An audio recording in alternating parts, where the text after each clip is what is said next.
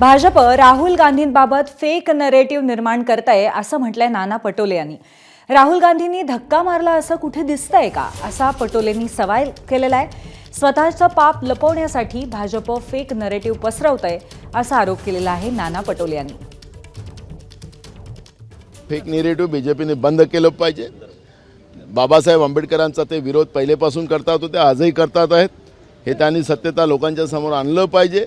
बाबासाहेबांचा अपमान ज्या पद्धतीने ते करतात, पहिले नेहरूजीचा अपमान करत आलेत, मग इंदिरा गांधीचा अपमान करत आलेत, आता बाबासाहेब आंबेडकरांचा अपमान करतात आहेत।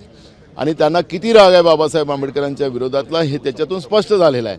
हे पाप लपवण्यासाठी काल जे फेक नरेटिव्ह राहुल गांधींवर आरोप करून, कारण की राहुल गांधींना घाबरतात आणि राहुल गांधींना घाबरतात म्हणून राहुल गांधी पाहायला मिळतात। बाबासाहेब आंबेडकर सुद्धा बॅनर आहेत। नाना पटोले आपल्यासोबत आहेत। नाना, आज काय सांगायचं, आंदोलनाचा काय विषय आहे?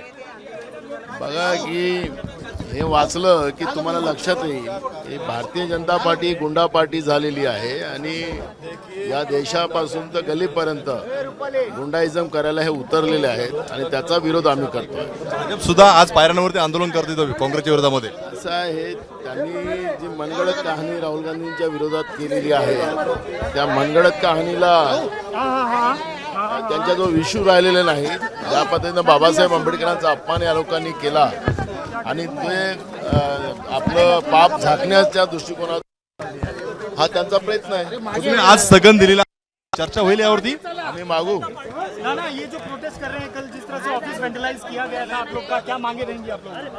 देखो, बीजेपी एक गुंडा पार्टी है, ये अब सिद्ध हो गई है। आपने देखा होगा कि बाबा साहब आंबेडकर का अपमान जिस तरह से शाहजी ने किया। आता आपण काँग्रेस आणि महाविकास आघाडीच्या आमदारांचं आंदोलन आहे। भाई जगताप आपल्या सोबत आहेत। भाई, काय सांगाल, आंदोलनात सहभागी झालेला आहे, काय नेमका मुद्दा आहे?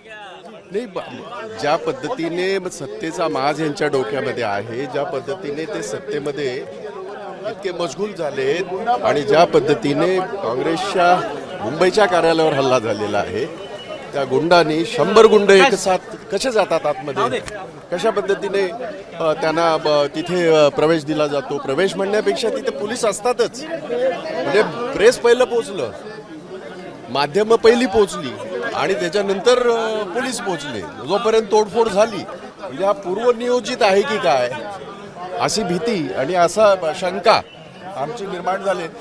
तुमच्या विरोधामध्ये भाजप सुद्धा आंदोलन करते, कारण काँग्रेसने बाबासाहेबांचा अपमान केला म्हणून। नाही, ते हे फार जुनं आहे त्यांचं। हे सगळं त्यांना तोंड लपवायला आता जागा नाही देशभरामध्ये, म्हणून त्याने ते जुने सगळे मुद्दे काढून आणि त्याच्यावर अनेक वेळेला चर्चा झालेली आहे आणि त्याच्या अनेक वेळेला आम्ही त्याच्या बाबतीमध्ये खुलासाही केलेला आहे आणि वस्तुस्थिती। एबीपी माझा, उघडा डोळे बघा नीट।